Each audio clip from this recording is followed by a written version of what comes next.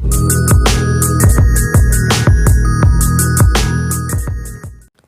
Friends, welcome to Shabu's tasty kitchen. இன்றைக்கி நம்ம கிச்சனில் ரொம்பவே சூப்பரான விரிசல் இல்லாமல் சாஃப்டான பூரணம் கொழுக்கட்டை எப்படி செய்கிறது தான் ஃப்ரெண்ட்ஸ் பார்க்க போகிறோம். அதுக்கு முன்னாடி நீங்கள் இன்னும் நம்ம சேனல் சப்ஸ்கிரைப் பண்ணால் சப்ஸ்கிரைப் பண்ணிவிட்டு பக்கத்தில் உள்ள பெல் பட்டனையும் அமைக்க விட்டுருங்க. இப்போ இந்த ரெசிபி எப்படி செய்கிறதுன்னு பார்க்கலாம். ஒரு பவுலில் 2 கப் அளவுக்கு அரிசி மாவு சேர்த்துருக்கேங்க. உங்கள்கிட்ட கடையில் வைக்கக்கூடிய கொழுக்கட்டை மாவு இருந்தால் அது கூட சேர்த்துக்கலாம். அது கூட கொஞ்சமாக உப்பும் 1 ஸ்பூன் அளவுக்கு ஆயில் சேர்த்துட்டு நல்லா மிக்ஸ் பண்ணி வச்சுக்கலாம். நான் 2 கப் அளவுக்கு அரிசி மாவு எடுத்துருக்கிறதுனால 2 கப் அளவுக்கு நல்ல தண்ணி கொதிக்க வச்சுருக்கேங்க. அதை கொஞ்சம் கொஞ்சமாக ஊற்றி மிக்ஸ் பண்ணி விட்டுக்கலாம். தண்ணி நல்லா கொதித்து அதுக்கப்புறம் தாங்க மிக்ஸ் பண்ணணும். ஆறின தண்ணி மிக்ஸ் பண்ணால் நமக்கு கொழுக்கட்டை சரியாக வராது. தண்ணி நல்லா சூடாக இருக்கிறதுனால நம்மளால் கை வச்சு மிக்ஸ் பண்ண முடியாதுங்க.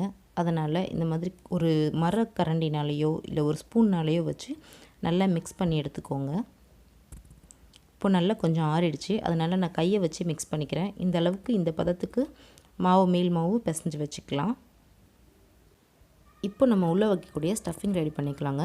இதுக்கு ஒரு மிக்சர் ஜாரில் ஒரு 1/2 கப் அளவுக்கு பொட்டுக்கடலையும் ஒரு 3 ஏலக்காவும் சேர்த்துட்டு கொஞ்சம் கொரகொரப்பாக அரைச்சி வச்சுக்கலாம். ஒரு பேனில் 1 ஸ்பூன் நெய் சேர்த்துக்கிட்டு 1/2 கப் அளவுக்கு தேங்காய் துருவல் சேர்த்துக்கிறேங்க. நான் 2 கப் அளவுக்கு அரிசி மாவுக்கு 1/2 கப் அளவு தேங்காய் துருவலும் 1/2 கப் அளவுக்கு பொட்டுக்கடலை மாவும் சேர்த்துருக்கேங்க. இது கரெக்டாக இருக்கும். தேங்காய் துருவல் ரொம்ப வறுத்துறாமல் கலர் சேஞ்ச் ஆகக்கூடாது. லைட்டாக ஸ்மெல் வர வரைக்கும் நம்ம நல்லா வறுத்து எடுத்துக்கலாம். தேங்காய் வறுப்பட்டதும் ஒரு 1/2 கப் அளவுக்கு வெல்லத்தை நல்லா துருவி வச்சுருக்கேன், அதையும் சேர்த்துக்கலாம். வெல்லம் ரொம்ப கரைஞ்சிராமல் லைட்டாக மிக்ஸ் பண்ணி விட்டுக்கோங்க. இது கூட நம்ம அரைச்சி வச்சுருக்க பொட்டுக்கடலை மாவையும் சேர்த்துட்டு மிக்ஸ் பண்ணி விட்டுக்கலாங்க. ஸ்டவ் ஆஃப் பண்ணி விட்டுட்டு கூட நம்ம மிக்ஸ் பண்ணிக்கலாங்க. ஏன்னா அந்த கடாயில் இருக்க சூட்லேயே நமக்கு நல்லா மிக்ஸ் ஆகி ஒரு பதம் கரெக்டாக வந்துடும். இப்போ நம்ம உள்ளே வைக்கிற பூரணம் ரெடி ஆகிடுச்சு. அடுத்து நம்ம இதை ஸ்டஃப் பண்ணி ரெடி பண்ணிக்கலாம்.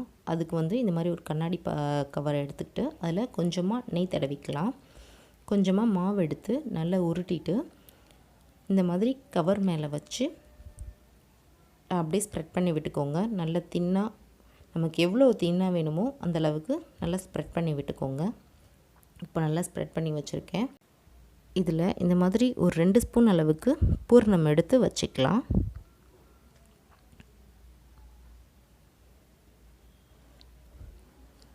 பூரணம் வச்சுட்டு அந்த ரெண்டு பக்கத்தையும் கவரோட சேர்த்து பிடிச்சிட்டு சைட்ஸ் எல்லாமே ஓப்பன் இல்லாமல் நல்லா மடக்கி விட்டுக்கோங்க. இந்த மாதிரி அழுத்துனீங்கனாலே நல்லா க்ளோஸ் ஆகிடும். அதுக்கப்புறமா ஒரு பக்கத்தில் இருந்து நீங்கள் கவரை ஓப்பன் பண்ணிங்கனாலே ரொம்ப அழகாக வந்துடும். பார்த்திங்களா, எவ்வளோ அழகாக ஒரு விரிசலுமே இல்லாமல் கொழுக்கட்டை ரெடி பண்ணியாச்சு. இப்போது இன்னொரு மெத்தடில் எப்படி செய்கிறதுன்னு பார்க்கலாம். இந்த மாதிரி கொழுக்கட்டை அச்சு உங்கள்கிட்ட இருந்துச்சுன்னா அதில் கொஞ்சமாக நெய் தடவிக்கோங்க. இதில் கொஞ்சமாக மாவு எடுத்துட்டு அந்த அச்சுக்குள்ளே வச்சுட்டு அதை ஃபுல்லாக நடுவில் ஹோல் இருக்கிற மாதிரி சைட்ஸ் ஃபுல்லாக ஃபில் ஆகிற மாதிரி ரெடி பண்ணிக்கோங்க. நடுவில் இருக்கிற ஹோலில் 1 ஸ்பூன் அளவுக்கு நம்ம பூரணம் எடுத்து உள்ளே வச்சுக்கலாம். உள்ளே வச்சுட்டு இந்த மாதிரி கையை வச்சு நல்லா அமுக்கி விட்டுக்கோங்க. அதுக்கப்புறமா மேலே இருக்க ஓப்பன் இது பண்ணுறதுக்காக கொஞ்சமாக மறுபடியும் மாவு எடுத்து அந்த ஓப்பன் தெரியாத அளவுக்கு நல்லா ஃபில் பண்ணி விட்டுக்கலாம்.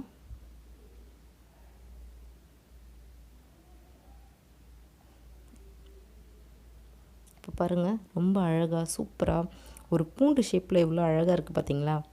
இந்த மாதிரி எல்லா கொழுக்கட்டையுமே ரெடி பண்ணி வச்சுக்கலாம்.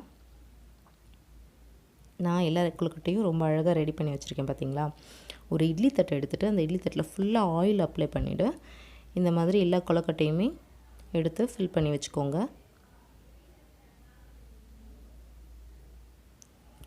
நல்லா இட்லி பாத்திரத்தில் தண்ணி கொதிச்சதுக்கப்புறமா இட்லி தட்டை எடுத்து மேலே வச்சுக்கலாம். வச்சுட்டு இது ஒரு 15 நிமிஷத்துக்கு நல்லா வேகட்டும். இப்போ நம்மளோட கொழுக்கட்டை ரொம்ப சூப்பராக வெந்து ரெடி ஆகிடுச்சு பார்த்திங்களா. ரொம்ப அழகாக இருக்குது பார்க்குறதுக்கே. எந்த விரிசலுமே இல்லாமல் ரொம்ப சூப்பராக வெந்திருக்கு. இப்போ நான் இதை பிச்சு காமிக்கிறேன் பாருங்கள், எவ்வளோ சாஃப்டாக அந்த உள்ள பூரணம் பார்த்திங்களா நல்லா மெல்ட் ஆகி அந்த வெல்லம்லாம் நல்லா மெல்ட் ஆகி ரொம்ப பார்க்குறதுக்கே ரொம்ப அழகாக இருக்குது.